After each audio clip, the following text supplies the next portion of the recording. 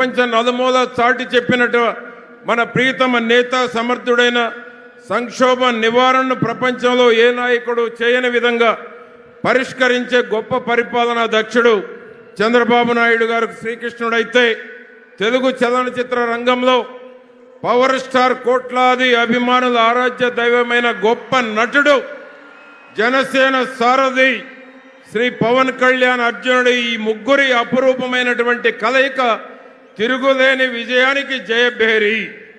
కురుక్షేత్ర యుద్ధంలో కృష్ణార్జున రథంపై ఉన్న జెండాలో ఉన్నది సాక్షాత్తు ఆంజనేయ స్వామి.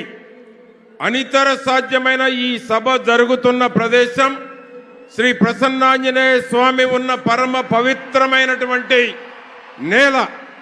అందుకే మనకే విజయం, మనదే విజయం. స్వామివారి ఆశీస్సులతో జూన్ 4 వెలువడే ఫలితాలతో మనదే అపూర్వమైనటువంటి జయం, విజయం. ఈ సభకు